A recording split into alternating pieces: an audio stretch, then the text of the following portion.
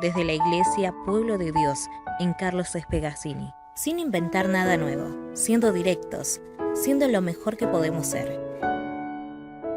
Porque se trata de ser simples, honestos. Te brindamos este espacio, desde el púlpito, porque lo más simple es escuchar, luego sentimos. Este es el espacio directo para un mensaje simple. Porque ya no hay diferencia de nacionalidad, ni de clase social, ni de sexo, porque todos somos uno en Cristo Jesús. Vení a vivir el Evangelio, juntos.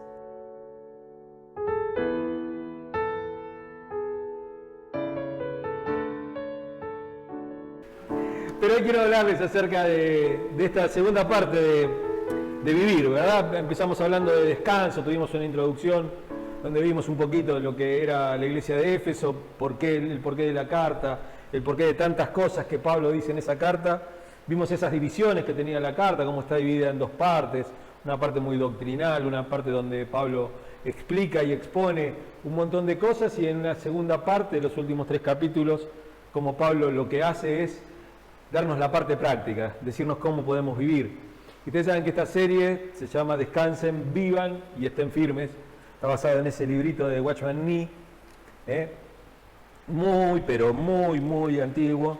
Lo remozamos un poquito, le dimos una vuelta de tuerca para que podamos nosotros también poder volver nuevamente a traer estas cosas, a que nuestra doctrina sea una doctrina férrea, sea una doctrina que esté marcada, que todos sepan exactamente quién es Cristo, qué es lo que hizo por nosotros, qué papel ocupa la iglesia, pero también sepa cómo tiene que actuar, cómo debe actuar. Watchman Nee, en su libro, nos decía, el libro se llamaba Sentaos, andad, estad firmes. Primero nos habla de descansar, después nos habla de andar, y el andar tiene que ver con la vida diaria, no es solamente, porque a veces la sensación de andar parece que solamente fuera caminar, y el caminar parece que fuera solamente ir a predicar, o ir por los caminos, o ir por ahí, y como que después el resto de la vida no tiene nada que ver con el andar, pero yo les puedo asegurar que sí tiene que ver. Por eso hoy quiero hablarles acerca de la segunda parte de vivir, de cómo vivir. Vivan, como dice Pablo. Primero descansen en Dios, fijen su descanso, cuál es su posición en Cristo.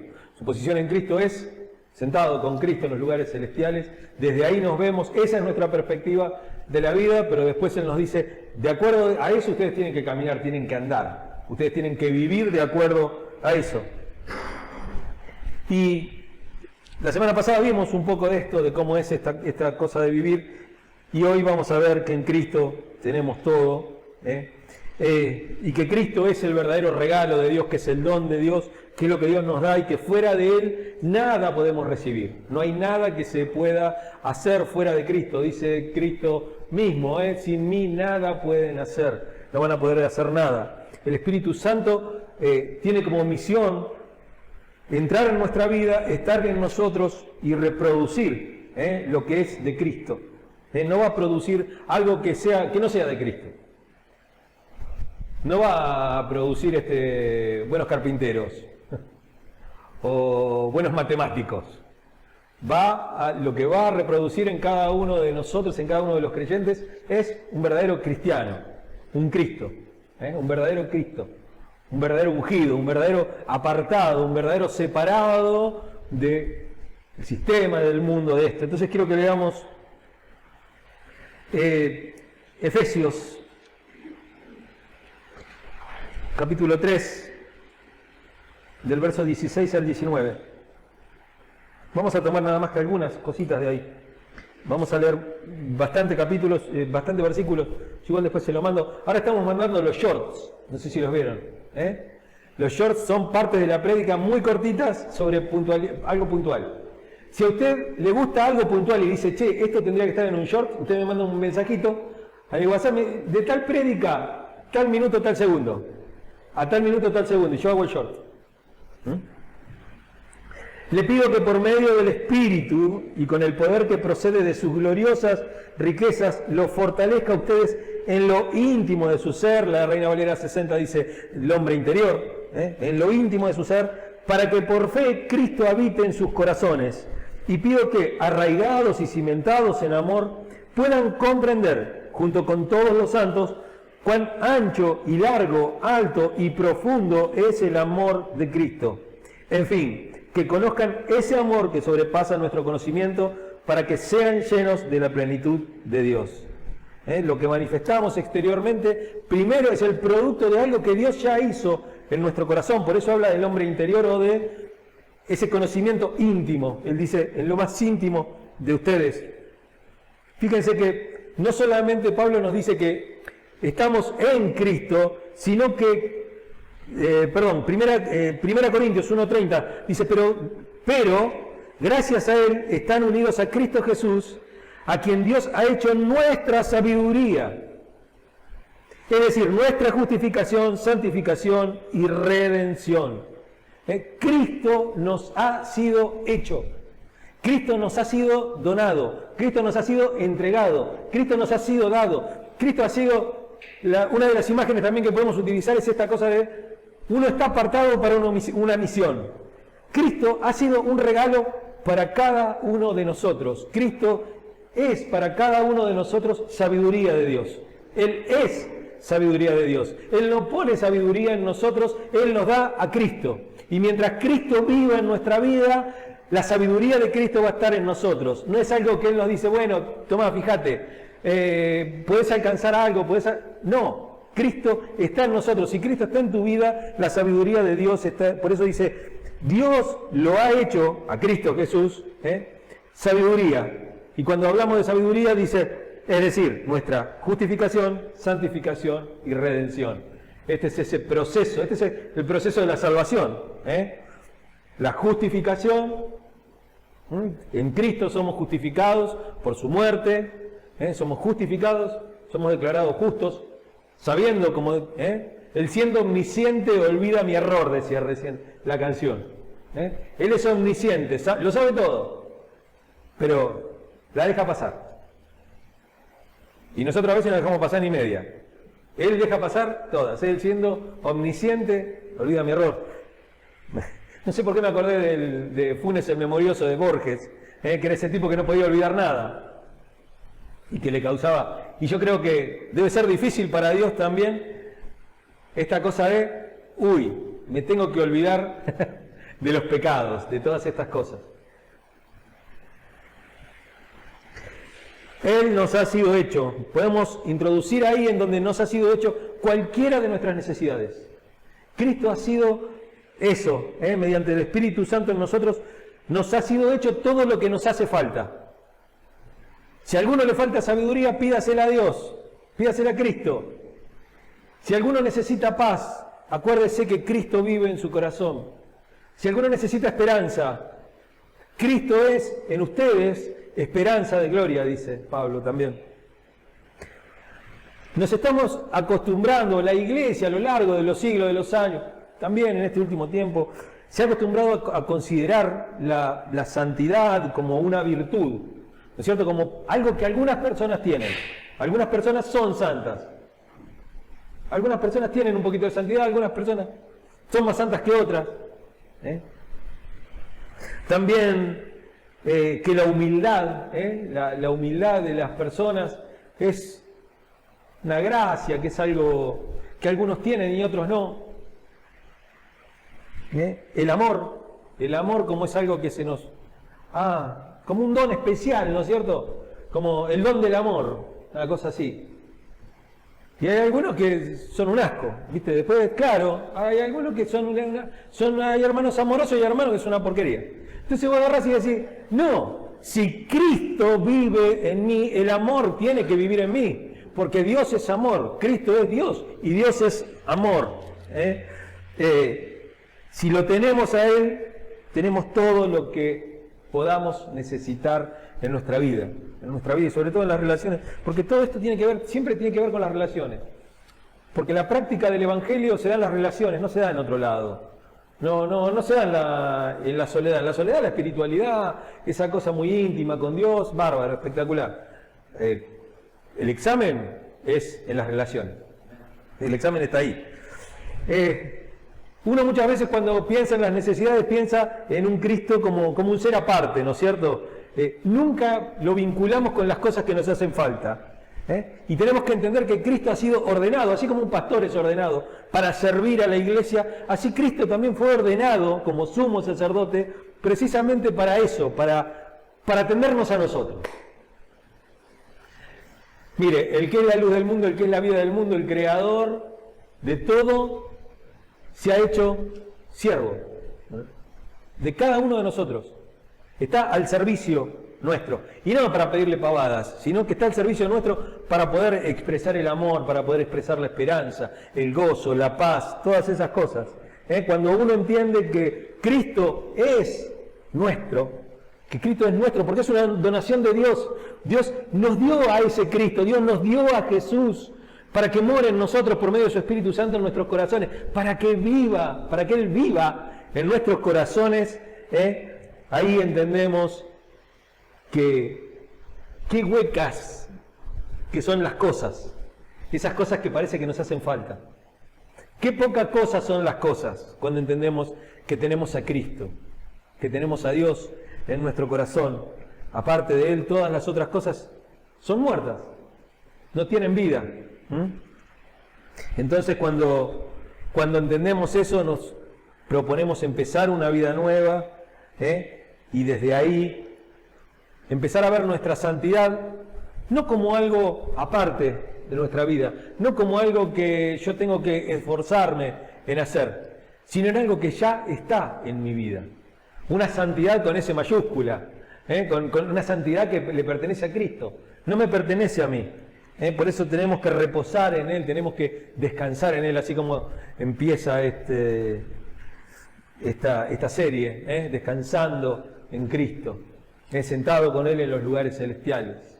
Desde ahí, desde esa perspectiva, Él es la manifestación de la vida de Dios en nosotros, en cada uno de nosotros. Por eso la regla acá, si hubiera una regla, no es esforzarnos, sino en confiar en que Cristo vive en mi vida, que no depende de nuestra fuerza, sino de su fuerza. El gozo del Señor es la fortaleza de mi vida. Es un continuo, es algo continuo, continuamente fluye en mi vida cuando estamos en Cristo. Fluye la santidad, fluye el amor, fluye todas esas cosas que de otra manera no las podría vivir.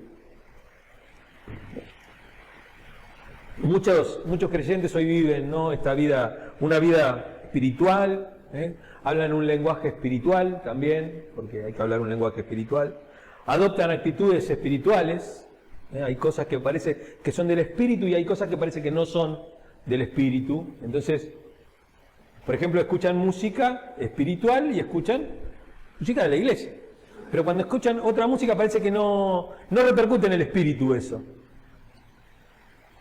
O cuando están en la iglesia, están viviendo una vida espiritual, pero cuando están fuera de la iglesia, están en una vida espiritual. No viven una vida espiritual, están viviendo una vida carnal, digamos, una vida que no tiene nada que ver con la piedad, que no tiene que ver con nada, hasta que me cruzo en la carnicería con un hermano de la iglesia y ahí ya mi postura cambia. Me cruzo con el hermano en la iglesia en el supermercado y aleluya, osa, ahí está. No, ahí sale, ahí nomás, ¿no? Gloria. Y ahí me agarra, te baja como, me están llegando los mails, ¿viste? Me están llegando los WhatsApp. Me está bajando el mensaje de texto. Ahí cuando veo con el otro hermano, después, no me importa, soy agente secreto del reino de Dios. ¿No es cierto? No, nadie se entera. Uno adopta esa postura, o impostura, digamos. Uno es un impostor, pero todo es de cada persona. Pero cuando hacemos eso, cuando tenemos ese tipo de vida espiritual, ese tipo de lenguaje espiritual, cuando tenemos ese tipo de actitudes espirituales, son de nosotros mismos, no le pertenecen a Dios. Porque lo que le pertenece a Dios es algo que se vive naturalmente, es algo que fluye. Es como nosotros cuando intentamos hablar un idioma extranjero, un idioma que no es nuestra lengua materna, tenemos que forzarnos. Hay que poner el paladar de cierta forma, sobre todo se nota, por ejemplo, en los guaraníes, ¿no? Los que hablan guaraní, los paraguayos, misioneros y todo, que están el otro día lo veíamos, tenemos un familiar que es paraguaya, y bueno, y ella hablaba, y a veces como que se traba para hablar en castellano, pero cuando habla en guaraní, fluye. Claro, porque tiene acomodado el paladar para hablar guaraní. Lo mismo que los ingleses o los que hablan el idioma inglés, tienen el paladar acomodado para hablar inglés, no para hablar castellano. Y uno ve a alguien que no habla, o ruso, por ejemplo, qué sé yo, ucraniano, ¿no? Los que hablan, después hablan, tienen como ese acento. Y es algo impostado. Cuando uno habla, es algo impostado. Pero cuando uno habla su idioma natural, el idioma castellano en nuestro caso, ¿cómo fluye? Nadie tiene que andar pensando cómo conjugar un verbo. Nadie tiene que comenzar si es I do o es do's. Nadie sabe si le pongo una S o no le pongo una S atrás al verbo.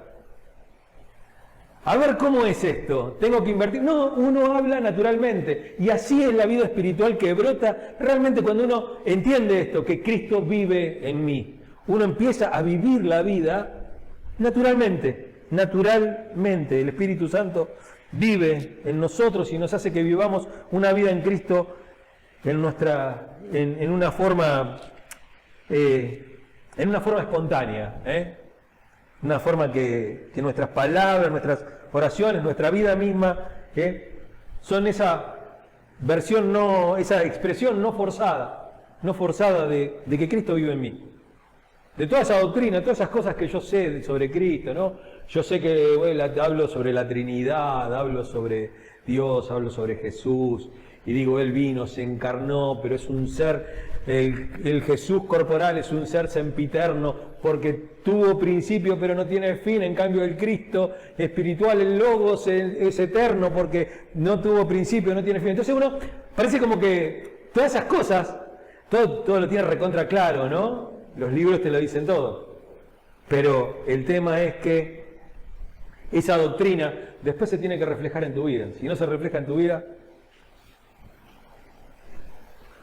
un médico puede entrenarse mucho, pero el día que tienen que entrar a un quirófano, sí, está bárbaro, sé cuál es la vena cava superior, pero si le pifio,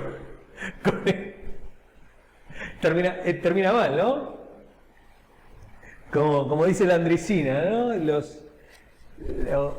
Landricina cuenta que decía Favaloro, ¿no? Dice, los carpinteros tapan sus errores con masilla, los médicos los tapan con tierra.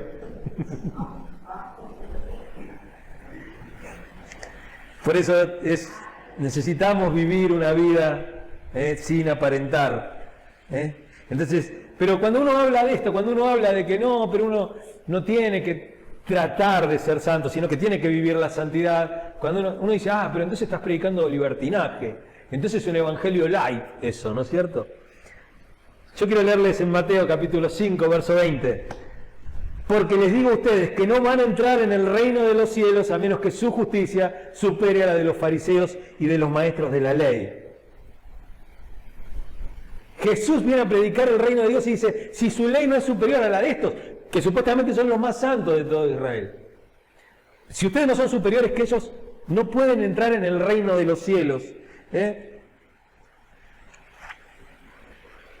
Fíjese cómo él dice, oíste que fue dicho, ¿no? Ustedes han oído que se le dijo a sus antepasados, no mates, y todo el que mate quedará sujeto al juicio del tribunal, pero yo les digo que todo el que se enoje con su hermano quedará sujeto al juicio. ¿Cierto? El que maldiga a su hermano, el que le diga raca, era la versión 60. Cualquiera que lo maldiga quedará sujeto al fuego del infierno, así dice Jesús. Fíjense qué duro que es, fíjense si eso es evangelio light, o es un evangelio de libertinaje. Él nos pone ese tipo de cosas, y no lo dice desde el principio, ¿no? No arranca allá en el Edén. Arranca porque en el Edén el hombre era perfecto. Dice, y Dios vio que el hombre, que lo que había hecho era bueno. Ponele. Pero dijo, bueno, y Dios vio que era bueno. No arranca desde la perfección, arranca desde la caída.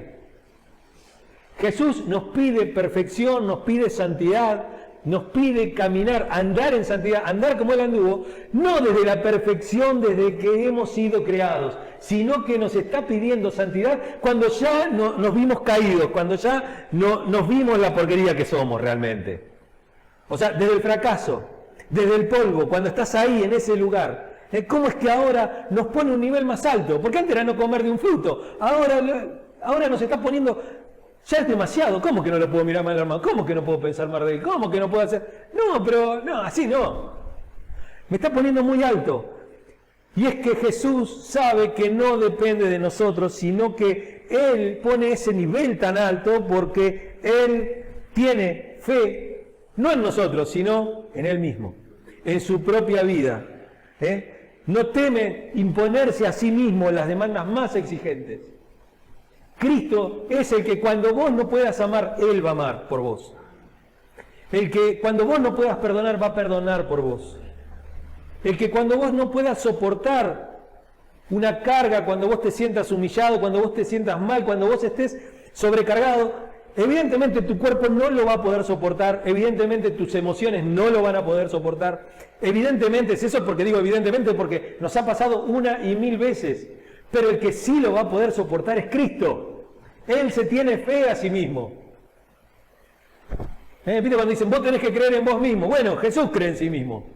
Dios cree en sí mismo. Él tiene la confianza. Él pone ahí en Mateo 5 al 7, ¿no es cierto? En esos capítulos pone todas las reglas del reino. Pero Él sabe que están al alcance de nosotros. Nos pueden... son esas demandas divinas, esas exigencias, y Él tiene confianza en los recursos que Él nos da, porque el recurso es el mismo. Si Cristo vive en mí, nada, cuando yo estoy enojado, Cristo viene y pone una nota de alegría en mi vida, pone perdón, pone paz, pone gozo. Por eso no es necesario recurrir a la sabiduría del árbol del bien y del mal. Como veíamos la semana pasada, nosotros no arrancamos del árbol de la ciencia del bien y del mal, nosotros arrancamos del árbol de la vida que es Cristo, del árbol de la vida que es Cristo Jesús.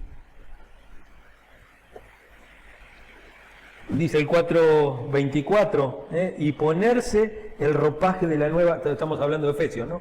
4:24, y ponerse el ropaje de la nueva naturaleza creada a imagen de Dios en verdadera justicia y santidad.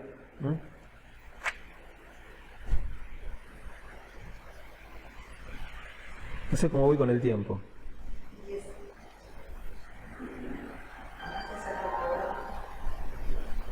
Aprovechando bien el tiempo, dice. Andar, el andar del creyente. También tiene una idea de avance, el andar, el vivir, seguir adelante. Dice el versículo 15 que estábamos viendo al principio, así que tengan cuidado de su manera de vivir, no vivan, 5, Efesios 5, el 15 al 17, dice, así que tengan cuidado de su manera de vivir, no vivan como necios, sino como sabios, aprovechando al máximo cada momento oportuno, porque los días son malos.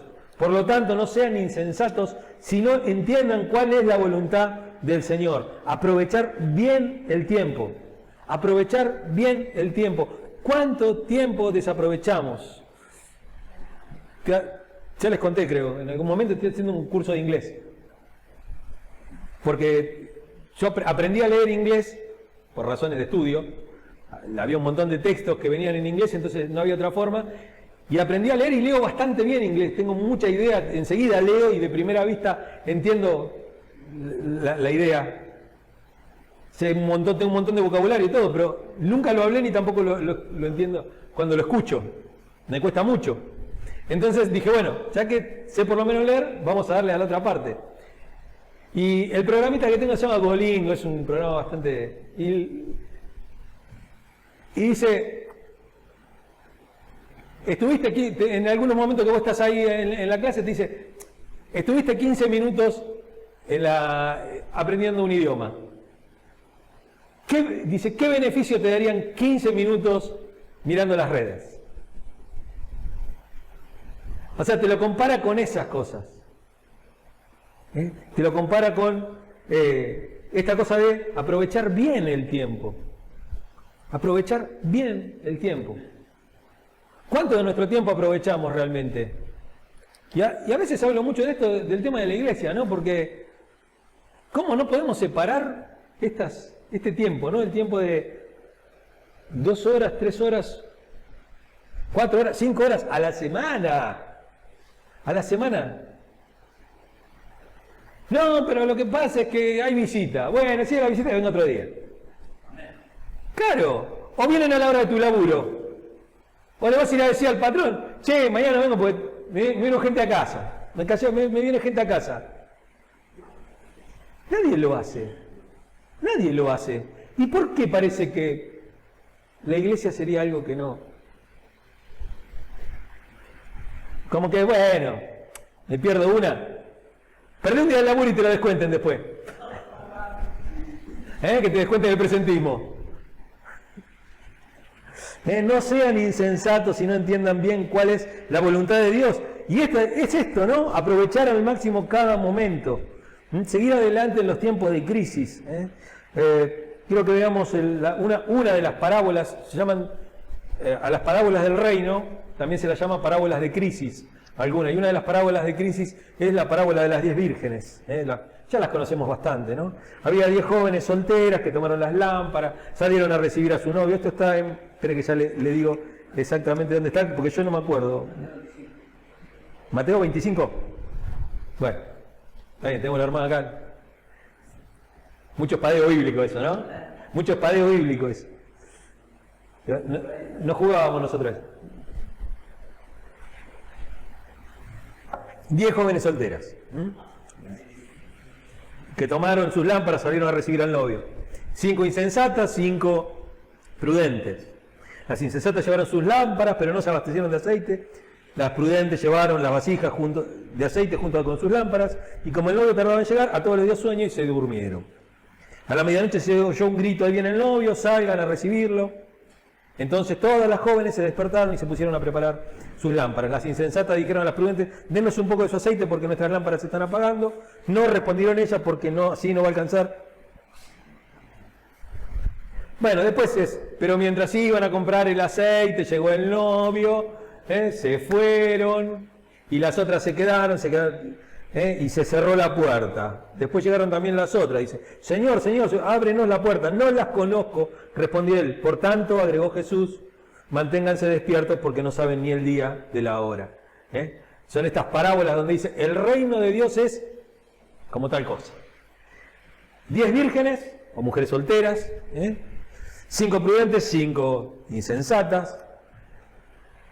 Las insensatas tomaron las lámparas pero no tomaron aceite. ¿No es cierto? Todo eso que estamos hablando. Las insensatas terminaron diciendo: nuestras lámparas se apagan, necesitamos encenderlas. Vino el esposo y todo. Ahora, yo digo, ¿no? Hay tantos pasajes en las Escrituras que nos hablan de que lo que Dios ha comenzado, eso también Él va a concluir. Aquel que la buena obra ha empezado en ustedes, Él también la va a terminar. Cristo es en ustedes esperanza de gloria. Podemos esperar a la glorificación.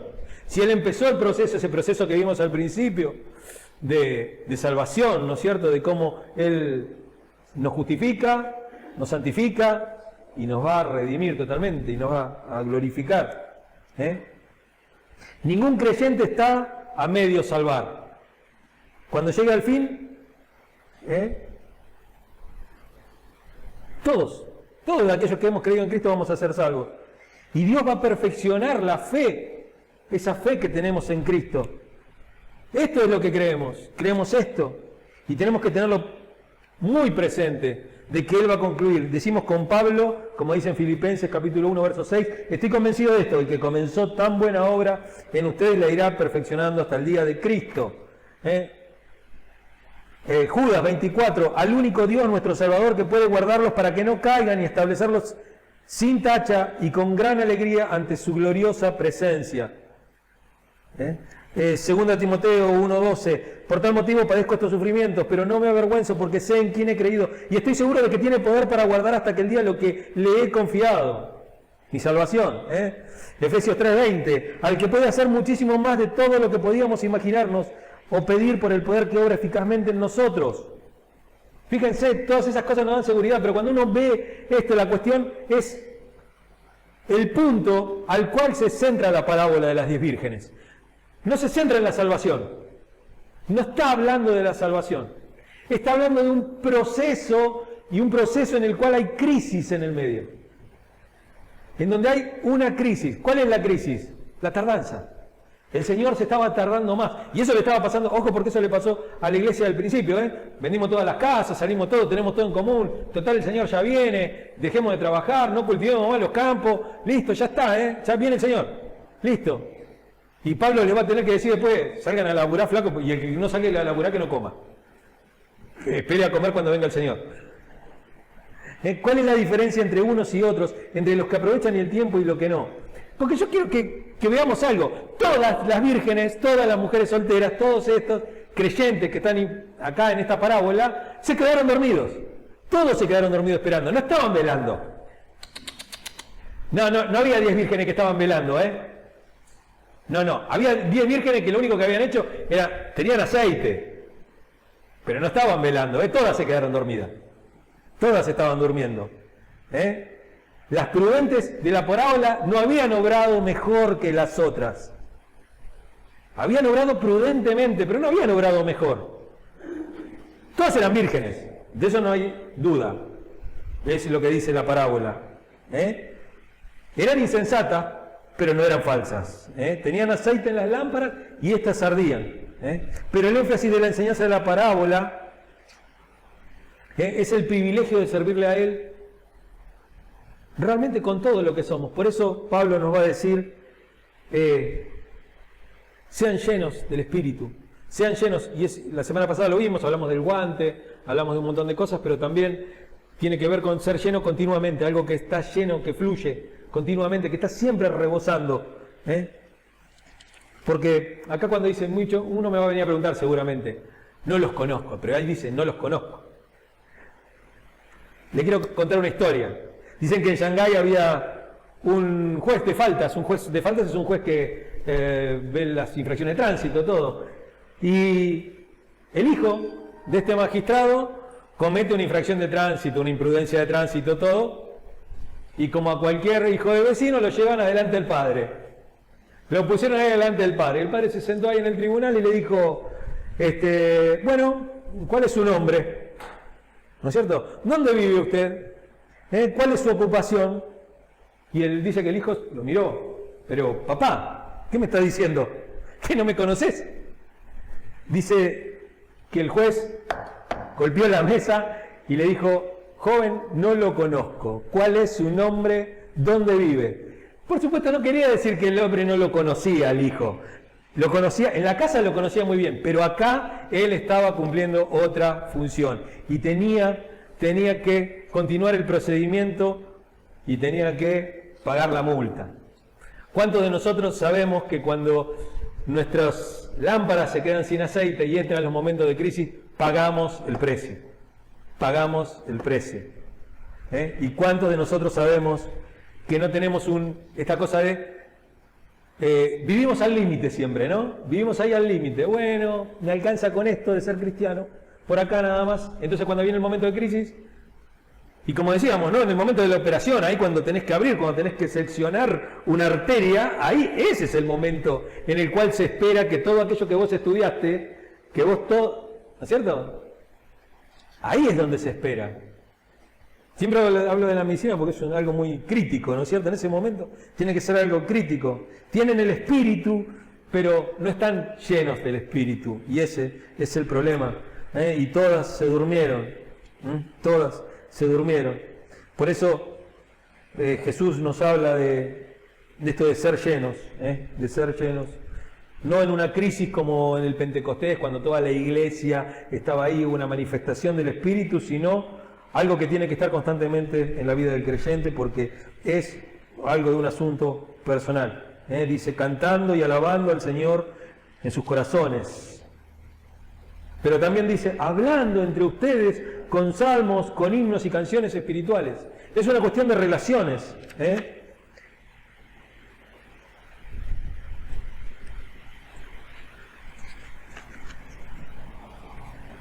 Quiero contarles una historia y con esto ya termino. Dice que había dos hermanos, uno soltero, uno casado, que habían adquirido un campo enorme y lo habían cultivado.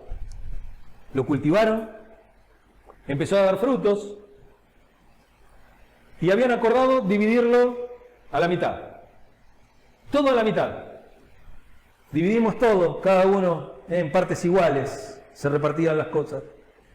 Entonces dice que el hermano casado, cuando era de noche, en el medio de la noche, se empezó a despertar. Todas las noches se despertaba.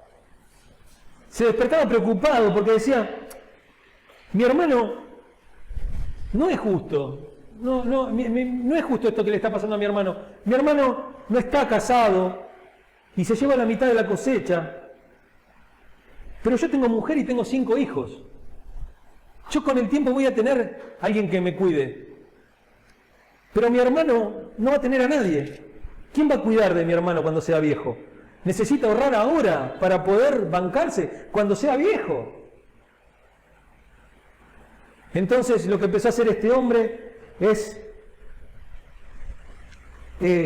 sacar de su granero una bolsa de granos y todos los días le llevaba y se la ponía en el suyo. Pero resulta que el hermano soltero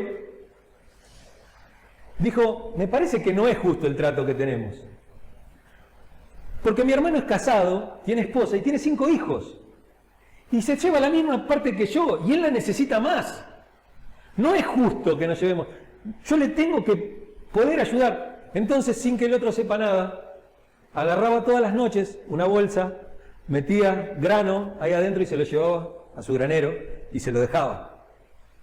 Y cuentan que una noche se encontraron al mismo tiempo cruzando el camino y uno le llevaba al otro. Y pasó mucho tiempo, ya habían muerto los dos hermanos y esta historia se empezó a contar. Y entonces los ciudadanos de aquel lugar donde vivían estos dos hermanos decidieron levantar un templo. Y lo levantaron en ese lugar del encuentro, porque ellos decían que no había un lugar más santo que ese. La santidad nos fluye libremente porque vemos la necesidad del otro y no vemos si es justo o es injusto a favor nuestro. Siempre vemos la necesidad del otro. Pero esa necesidad que vemos en otro, no la vemos nosotros, la ve Cristo que vive en nosotros. Él está viviendo en nosotros. Cuando dejamos de hacer eso, cuando Cristo deja de vivir en nosotros, nos pasa esto de ver las injusticias pero a favor mío, ¿no es cierto? Y pero este tiene 5 hijos, ¿qué quiere? ¿Para qué se puso a tener pibe? ¿No es cierto? Y ahí vemos el derecho a favor nuestro, ¿no es cierto? Y bueno, él se quiso casar. Y el otro dice, bueno, pero él al final no le viene bien nada, entonces que se quede solo. ¿No es cierto? O sea, siempre hay, pero fíjense cómo los dos hermanos tenían el mismo corazón, porque la verdadera diferencia religiosa, la diferencia entre quienes dan culto y quienes no lo dan, no está en eso, no está en quién da culto y quién no lo da, sino en quienes aman y quienes no aman. Quienes aman y quienes no aman. No está en quien adora mejor, no está en quien levanta mejor las manos, no está en el que canta más fuerte, no está en el que mejor ora, no es el que el mejor discurso tiene, sino tiene que ver en quién ama más. Al Señor Jesús le decían rabí, le decían así, maestro, iban ahí y él no decía nada. Sin embargo, cuando una prostituta se tiró a sus pies, le lavó los pies, se los enjuagó con sus cabellos, eso fue marcado por el Señor como un acto de adoración, como un acto de amor. El otro era culto, el otro era religión, era fachada nada más. Miren, es imposible evitar alcanzar la madurez. Algún día vamos a alcanzar la madurez. Dios va... es también imposible pagar el precio. Es imposible esquivar la responsabilidad. La sabiduría está en que entendamos en qué tiempo lo vamos a alcanzar. ¿En qué tiempo vamos a alcanzar la madurez? Si vamos a hacer como esas 10 vírgenes, con esas 5 vírgenes que se quedaron afuera ahí tocando la puerta, y que tuvieron que pagar la multa, que como vimos no es la puerta de la salvación. Y uno se pregunta a veces cuando predica y a alguien le cae la ficha, uno se pregunta si solamente hubieran entendido esto hace 5 años atrás. ¿Cuántas veces cada uno de nosotros nos pasa esto? Si yo hubiera entendido esto hace 2, 3 años, 4, 5, cuando era joven, cuando era el tiempo, ¿cuántas cosas hubiera hecho distinto? ¿Cuántas cosas? ¿Por qué no me predicaron a este Cristo y me dediqué a tantas estupideces en mi vida? ¿Por qué no me predicaron antes el Evangelio? ¿Por qué no empecé a vivir la santidad antes? ¿Por qué no me di cuenta que no era con mis fuerzas, que era Cristo viviendo en mí?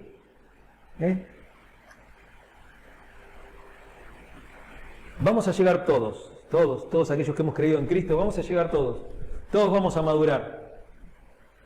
Pero está en cada uno de nosotros si queremos ser las primicias, si queremos ser de los primeros que maduren. Es cuestión de tiempo, Aprovechen bien el tiempo. ¿Por qué? Porque los días son malos. Al Señor siempre le ha gustado las almas arriesgadas, esas que se arriesgan. Cristo vive en nosotros. Cristo es en cada uno de nosotros, en cada uno de sus hijos, esperanza de gloria. Cada uno de nosotros tiene a Cristo viviendo en su vida por medio del Espíritu Santo. Y la única forma de andar, de vivir la vida, es si Cristo la vive por nosotros. Vístanse de Cristo, revístanse de Él, y Él los va a llevar a esa madurez espiritual que realmente tenemos que tener. Y entonces no vamos a decir, yo no puedo amar, Cristo va a amar por vos. Yo no puedo perdonar, Cristo va a perdonar por vos. Yo no puedo alcanzar la madurez espiritual, Cristo te va a dar la madurez espiritual. Unidos a Él, todo lo vamos a poder hacer. ¿Amén?